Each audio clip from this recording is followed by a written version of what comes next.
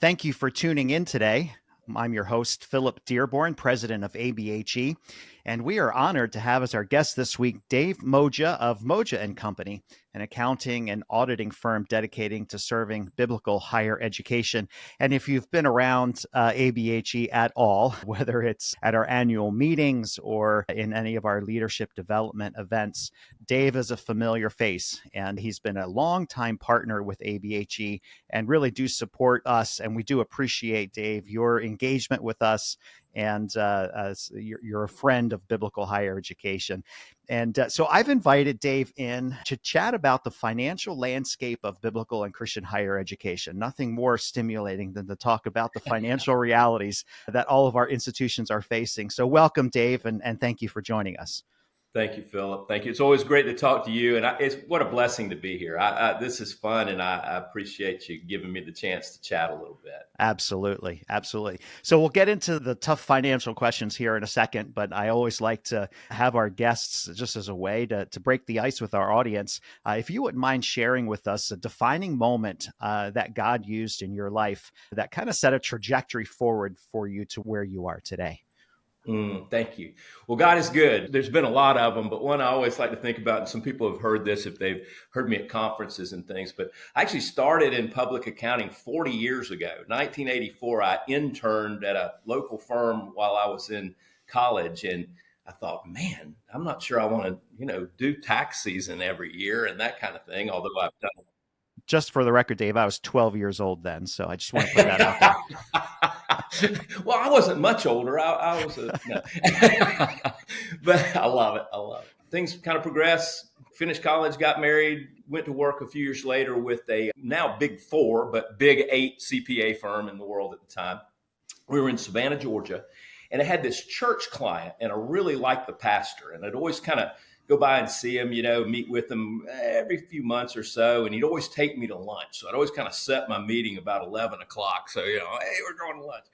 And so they called and said, the church wants to meet with you, And I thought, this is great. I really need a dose of my pastor friend.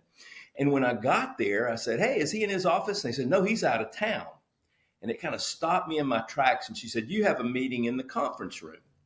And I walked into the conference room, and there were these 5 church ladies who were very, very angry at me because I thought they had heard that I said that their annual Christmas bazaar was subject to income tax. Well, I never said anything like that, and I don't know where they got it. I mean, it could be if it's unrelated business income of a exempt organization, not for profit. But in their case, it wasn't regularly carried on. It was only a couple days a year. And they had all kind of exemptions from unrelated business income tax. Well, I didn't know. They're just hammering me. And I'm like, not sure. I'm going to have to check on that. So I went back to the office. I walk into my partner's office, and he said, how'd the meeting with the pastor go? I said, it wasn't with the pastor. It was with these ladies and he said, you have to figure this out.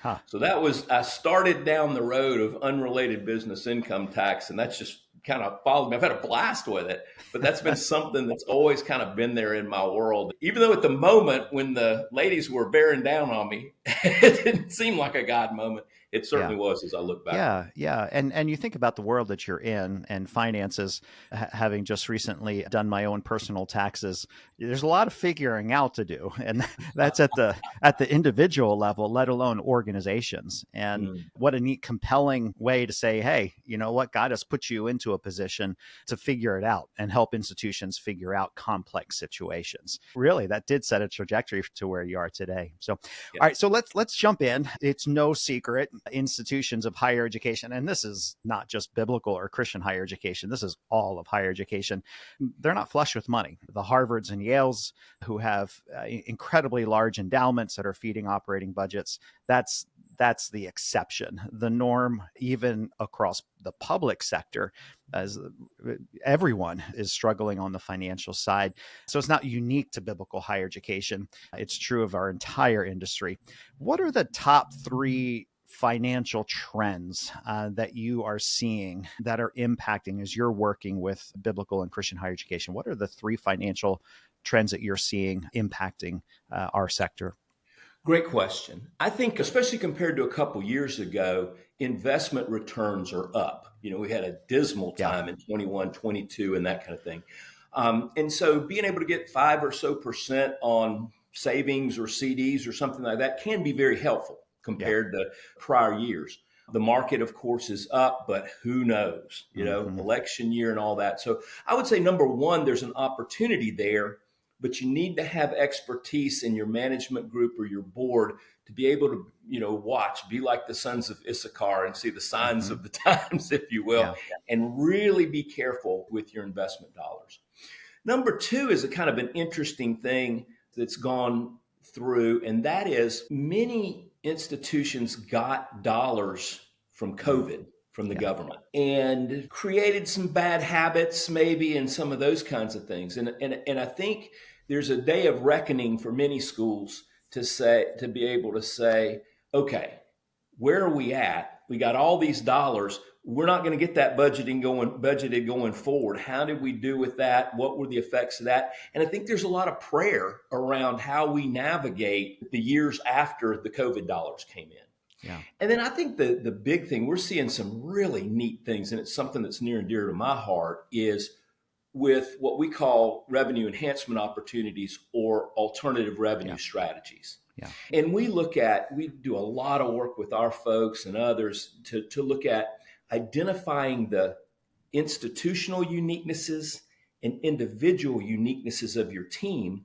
Mm-hmm. and praying about and walking through and comparing how you might monetize that. Yeah. And we've seen all kinds of examples from, refurbing an old building to even a coffee shop or a thrift shop, just different things, new courses of study and those kinds of things that have just been amazing. And so I would suggest one of the biggest things in these times is to make sure everybody on your team, and we'd love to talk to anybody about this. We do a quick 30, 45-minute free, let's set it up Zoom call to walk you Mm-hmm. through what we're have seen and are looking at, and then you can do it yourself. Yeah. Yeah.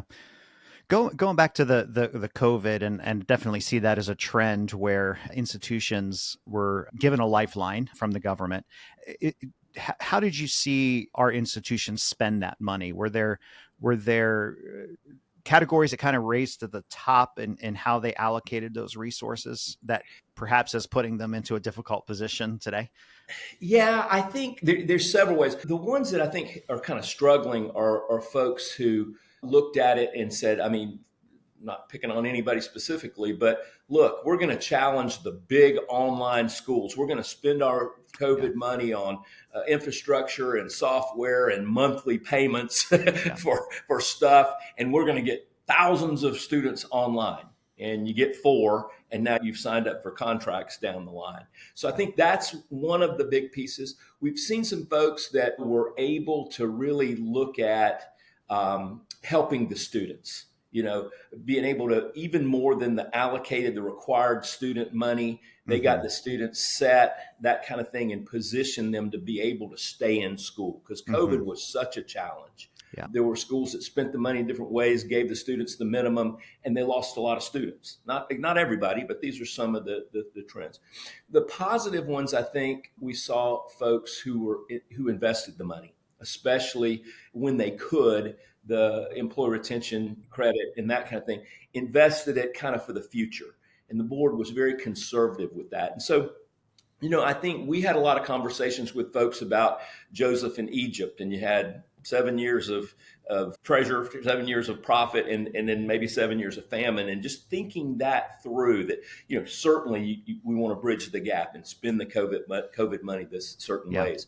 I would say that's been the issue. We actually had some schools that refused the money because their attitude was, look, either don't want to take the government funds, or our donors, if they hear we got $1 million from the government, might quit giving, and that's forever, and I would say across the board, those schools have been blessed. Yeah. Yeah. You mentioned online education, and I think you're exactly right that it's been fascinating to watch it. I've been at higher education in the industry for 3 decades now. So I've been able to see how online education came in and how it was, cutting edge. And especially now post-COVID, online education is pretty much the norm at institutions. And those who were on the sidelines and used COVID as the opportunity to jump into the market. It is a very crowded market. There are not, I would say the majority of institutions are offering online education. And while I certainly support it and think it's a valid delivery that colleges and universities ought to have, you have to adjust expectations and recognize that it's not necessarily going to be the windfall that it was 15, 20 years ago for a few small or a few select institutions that are now the major players in online education. I saw an amazing statistic that even with online education, students are still selecting institutions within a 150-mile radius of where they live. So even though they have choices on a more national perspective landscape, they still choose to attend an institution within that 150-mile radius. Well, and I think, oh, wow. I mean, that's amazing. I think one of the things that we have to do is ABHE schools, which I like to call our size schools. Yeah. We have to very clearly, and sometimes board members don't get this, we're different than the big state universities or the big endowed Ivy League type schools. You can get all the press from Chronicle of Higher Education and the Kubo, and those are great resources, but you're not necessarily them. And so you need to have a realistic view of what we're doing. And guess what? Yep. We're glad we're not them. That's right. That's right. That's right. And it's like an identity crisis for our institutions. I've been in that context, and you do see what the large institutions and you want to play in that market and do the big national campaigns, and you want to do the billboards, and you want to do, but in our sector, we're going to draw, it's going to be word of mouth. It's going to be people that we know. It's going to be people that know the institution. It's going to be within the church contexts. Those are the streams and creeks that we need to be fishing in, not the oceans. And Bart Kaler, who's connected with us and talks all the time about this, the critical nature of it. And the trickle down as it affects the finances of the institution, where institutions have taken these funds, they've spent the money, they've locked in the contracts, but they've not gotten the return on their investments, and they're in deep situation. So that's certainly what we're seeing at some schools. But at the end of the day, we're making a huge difference. Our size schools are just rocking it in so many cool things, and coming out of COVID even more so. Yeah. You're working with a number of institutions, and we'll talk a little bit about some of the good things that you're seeing, but share with us 3 mistakes that you frequently see. You've been in the industry for a long time. So are there recurring mistakes that you see institutions make? Yeah, I think one is, I'm sitting where I'm sitting. I would love this beautiful world where all presidents and administrators and boards have a very strong working knowledge of the budget and how that's going, and are keeping track of it, and the reporting's good, and they got their finger on the pulse of the school. Sometimes that isn't the case. So anything we can do to improve that area, our budgeting process and our reporting process that meets the needs of the people who are reading our reports, management and the board. Yeah, I would say that would be certainly one area that we want to look at. Another is duplicating effort. So we've got somebody over here in one program doing all the student accounts receivable, and we've got the accounting team over here doubling or tripling the effort to do it all, and they're never talking, and it's never reconciling, and those kinds of things. So just as an example, I would say that piece. And then third, I think just related to that second one is making sure that your accounting system is set up in such a way that you're tracking things once. You don't have to keep going back. Mm-hmm. A perfect example is non-cash gifts. If somebody gives you a car or a computer or a tractor or something, make sure that you've got it so that it isn't something, okay, we took it in and it went over here. Oh, wait a minute, I got to go track this down. And at the end of the day, we come into the audit and we say, hey, you got this? What value did you put on it? Well, I don't even know where it is. Some of those policies and procedures, and that can be taken care of in what we would call an internal audit function.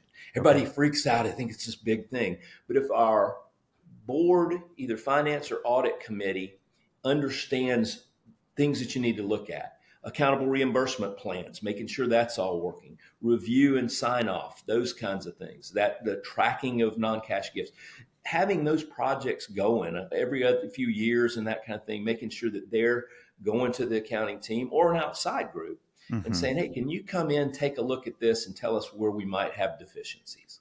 So to distill it, education and efficiencies, those are Mm. some of the mistakes that you see. And I agree with you. And I think one of the best steps a president can take, or leadership, is make sure his or her team understands how to read financial statements. Amen. And I've been in those contexts where you don't want to be the one that asks a stupid question as it relates to finances, because we all want to appear like we know what we're looking at.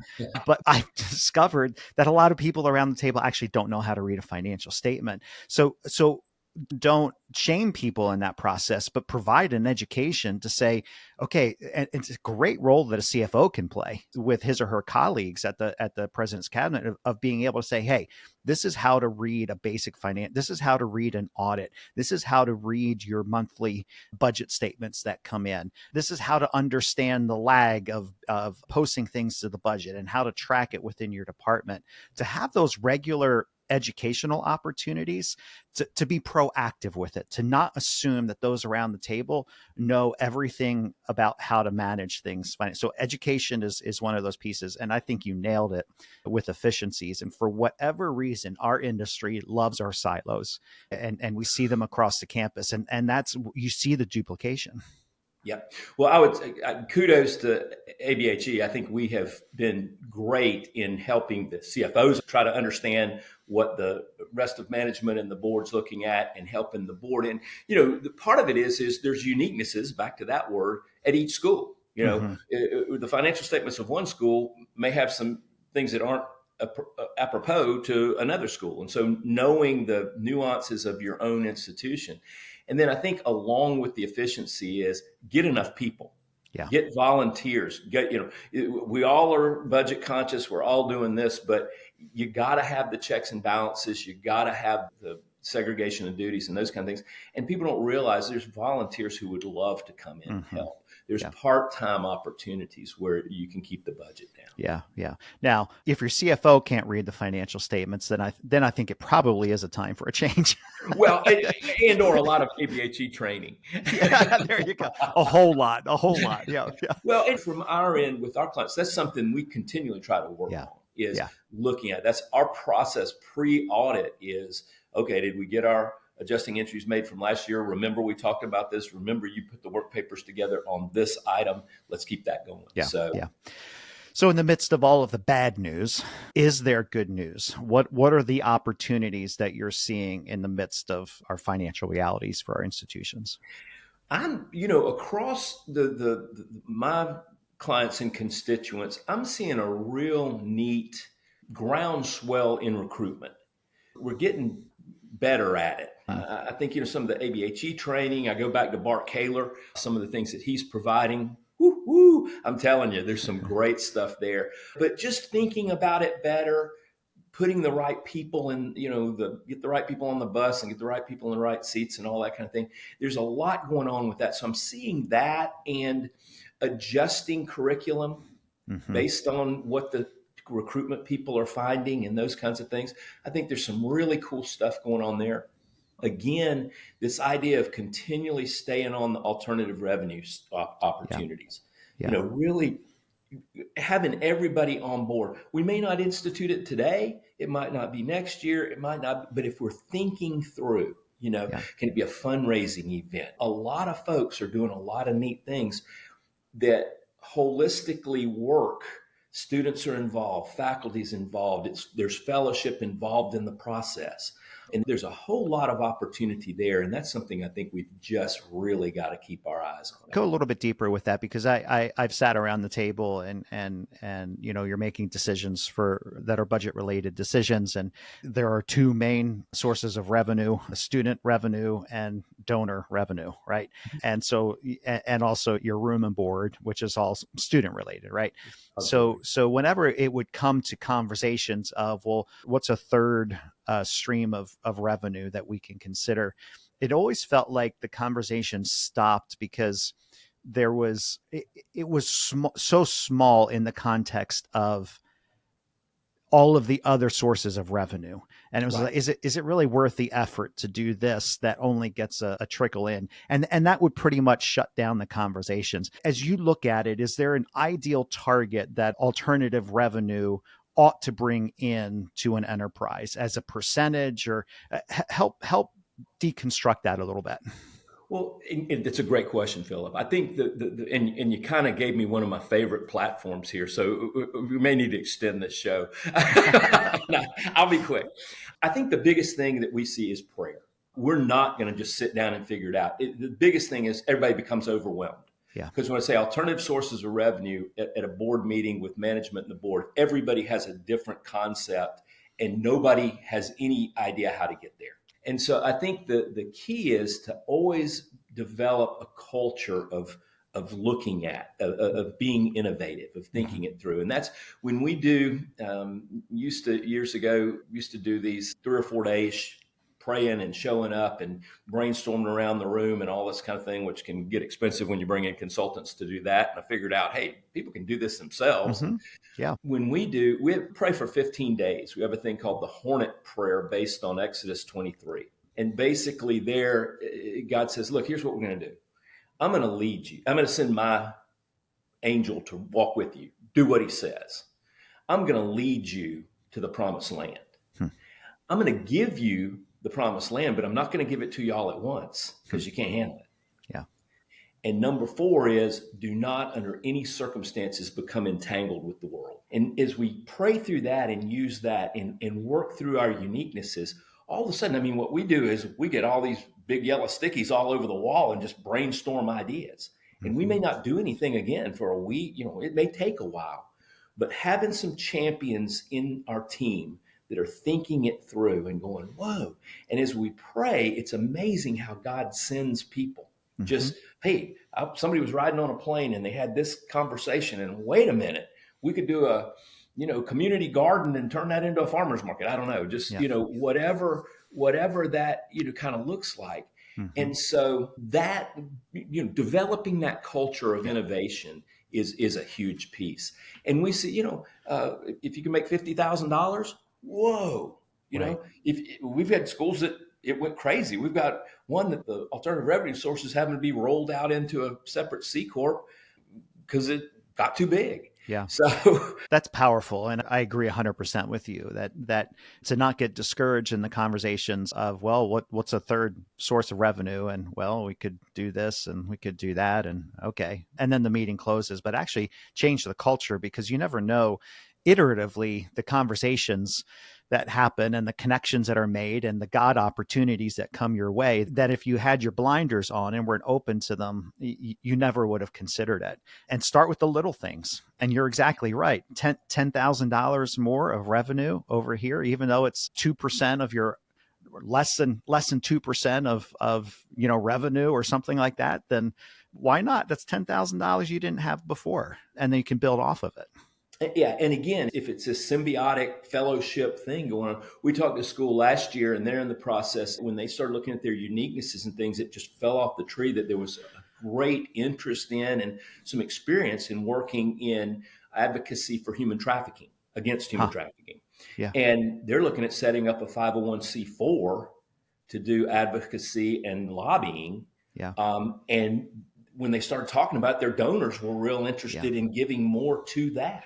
Yep. And so those kinds of things are out there that people aren't thinking about. There's also grant writing opportunities. It's contacting, because oftentimes when we approach foundations, it's with our interests in mind versus actually those foundations have their own interests. And if there's ways that you can align with what their interests are with what you have capacity to do, there's another revenue stream that could be considered. Amen. And that's part of this uniquenesses thing is to put together that inventory of what makes us different. Yeah. And that goes right into a grant proposal. Yeah. Last thing I'd say on that real quick is when we're looking at, we have 2 revenue streams, we're looking at a third one. Don't ignore enhancing your other 2 revenue streams. Are we not taking full advantage? Again, so many people are upgrading their recruitment, but also doing things for our donors or pointing out opportunities for our donors that we may not have taken advantage of in the past. Yeah. Well, Dave, we're getting to the last 3 minutes of our episode. This has been a fantastic conversation. So close us out, and I'm going to put the CFOs on the hot seat here, right? So we have presidents, we have chief academic officers, C-suite, and others at our colleges who are listeners. What are the top 3 questions our listeners who aren't CFOs ought to be asking their CFOs? Well, again, great, Philip. I think going back to earlier portion of our conversation, help me understand the financial statements, especially the budget. I think across the board, people say, I got this much to spend. I asked for this, they gave me 80%. Now I got to do this. And, that whole thing, a more open, a more interactive budget process and developing that and praying for each other. Mm-hmm. I think the second question with it all is, what can I do to help? I mean, it sounds crazy, but don't let the silos happen. Say, hey, what can I do to help? I mean, the chief academic officer may have come from a school that does something really great and can save it here. So bring in the knowledge, bring in everything. In finance, folks, be open to where that's going. And then third, I think is, how can I pray for you? Are you praying for your accounting team? Are you praying for your finance team? Especially if they've got something big like government reporting, Department of Education reporting. iPads is a crazy thing. We all have to deal with it. Let's be praying for each other as we're doing those kinds of things. Yeah. It just reinforces the DNA of our institutions and really what drives us and our values. Values are how we treat each other. And to have distinct values, because I feel for CFOs because they're often the ones responsible to share less than favorable news without any sort of power or influence to be able to make any changes or differences, right? So they tend to be a bit of a target sometimes when it's actually the making of the entire organization that led to that particular point.